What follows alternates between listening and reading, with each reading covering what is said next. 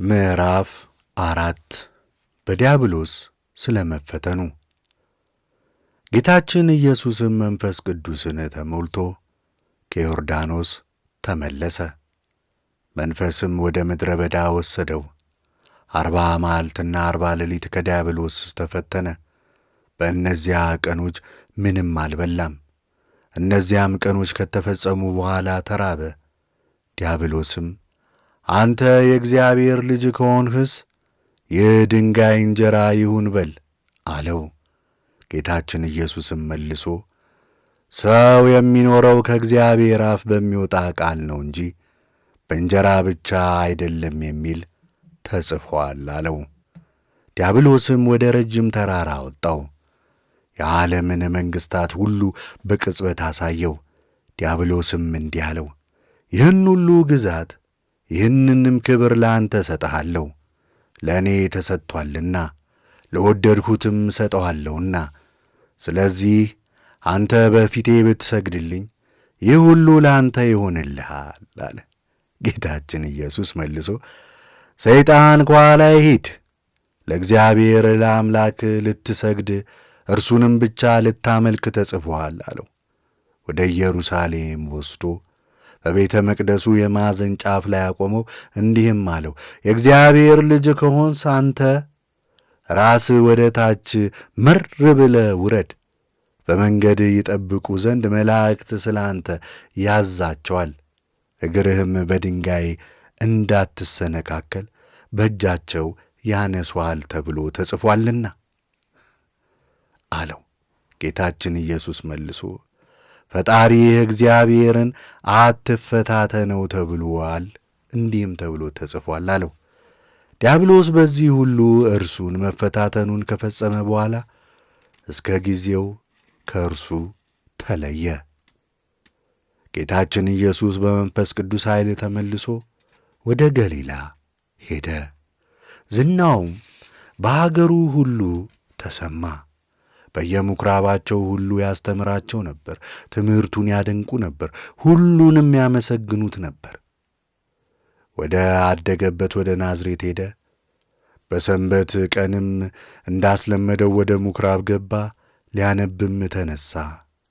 የነቢዩን የኢሳይያስንም መጽሐፍ ሰጡት። መጽሐፉንም በገለጠ ጊዜ እንዲህ የሚል የተጻፈበትን ስፍራ አገኘ። የእግዚአብሔር መንፈስ በላይ ነው፣ ስለዚህ ቀብቶ ለድሆች የምሥራችን እነግራቸው ዘንድ ለተማረኩትም ነጻነትን እሰብክላቸው ዘንድ ያዘኑትንም ደስ አሰኛቸው ዘንድ ዕውሮችንም ያዩ ዘንድ የተገፉትንም አድናቸው ዘንድ የታሰሩትንም እፈታቸው ዘንድ የቈሰሉትንም እፈውሳቸው ዘንድ የተመረጠችውንም የእግዚአብሔር ዓመት እሰብክ ዘንድ ላከኝ። መጽሐፉን አጥፎ ለተላላኪው ሰጠና ተቀመጠ። በምኵራብም የነበሩ ሁሉ ዐይናቸውን አተኩረው ተመለከቱት። እርሱም የዚህ መጽሐፍ ነገር ዛሬ በጆሮአችሁ ደረሰ፣ ተፈጸመም ይላቸው ጀመር። ሁሉም የንግግሩን መከናወን መሰከሩለት። የአንደበቱንም ቅልጥፍና እየደነቁ ይህ የዮሴፍ ልጅ አይደለምን ይሉ ነበር። እርሱም በውኑ ባለ መድኃኒት ራስህን አድን፣ በቅፍርናሆም ያደረግከውንና የሰማነውን ሁሉ በዚህም በሀገር ደግሞ አድርግ ብላችሁ ይህችን ምሳሌ ትመስሉብኛላችሁ አላቸው። እንዲህም አላቸው፣ እውነት እላችኋለሁ ነቢይ በሀገሩ አይከበርም። እውነት እላችኋለሁ በነቢዩ በኤልሳዕ ዘመን በምድር ሁሉ ብርቱ ረሃብ እስኪሆን ድረስ ሰማይ 3 ዓመት ከ6 ወር በተዘጋበት ጊዜ ብዙ መበለቶች በእስራኤል ውስጥ ነበሩ። ኤልያስ የሲዶና ክፍል በምትሆን በሲጵታ ወደምትኖር ወደ በስራጵታ የምትኖር ወደ አንዲት መበለት ሴት እንጂ ከእነዚህ ወደ አንዲቱ እንኳን አልተላከም። በነቢዩ በኤልሳዕ ዘመን ብዙ ለምጻሞች በእስራኤል ውስጥ ነበሩ። ነገር ግን ከሶርያዊው ከንዕማን በቀር ከእነዚያ አንድ እንኳን አልነጻም። በምኵራብም የነበሩት ሁሉ ይህንን ሰምተው ተቈጡ። ያን ጊዜም ተነስተው ከከተማ ወደ ውጭ አወጡት፣ ገፍተውም ይጥሉት ዘንድ ከተማቸው ተሰርታባት ወደ ነበረች ተራራ ጫፍም ወሰዱት።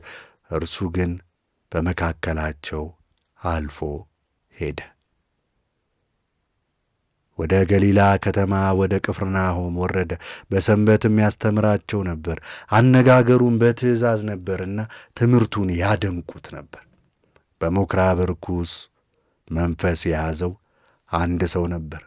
በታላቅ ቃልም ጮኸ፣ የናዝሬቱ ኢየሱስ ሆይ ከአንተ ጋር ምን አለን? ያለ ጊዜያችን ልታጠፋን መጣህን? የእግዚአብሔር ቅዱስ ሆይ አንተ ማን እንደሆን ካውቀሃለሁ አለ። ጌታችን ኢየሱስም ዝም በልና ከእርሱ ውጣ ብሎ ገሠጸው። ጋኔኑም በምኵራቡ መካከል ጣለውና ከእርሱ ወጣ። ነገር ግን ምንም አልጎዳውም። ሁሉም ደነገጡ፣ እርስ በርሳቸው ተነጋገሩ፣ እንዲህም አሉ፣ ይህ ነገር ምንድን ነው? ክፉዎችን አጋንንትን በሥልጣንና በኃይል ያዛቸዋልና እነርሱም ይወጣሉና። ዝናውም በዙሪያው ባሉ መንደሮች ሁሉ ወጣ ተሰማ። ከምኵራብም ወጥቶ ወደ ስምዖን ቤት ገባ። የስምዖን አማትም በብርቱ ንዳድ ታማ ነበርና ስለ እርሷ ነገሩት። በአጠገቧም ቆሞ ንዳዷን ገሠጸውና ተዋት። ወዲያውም ተነስታ አገለገለችው። ፀሐይም በገባ ጊዜ ልዩ ልዩ ደዌ ያለባቸውን ድውያን ሁሉ አመጡለት። ከእነርሱም በእያንዳንዱ ላይ እጁን ጭኖ ፈወሳቸው። ብዙ አጋንንትም አንተ የእግዚአብሔር ልጅ ክርስቶስ ነህ እያሉና እየጮኹ ይወጡ ነበር። እርሱም ይገሥጻቸው ነበር። ክርስቶስም እንደሆነ ያውቁ ነበርና እንዲናገሩ አይፈቅድላቸውምም ነበር።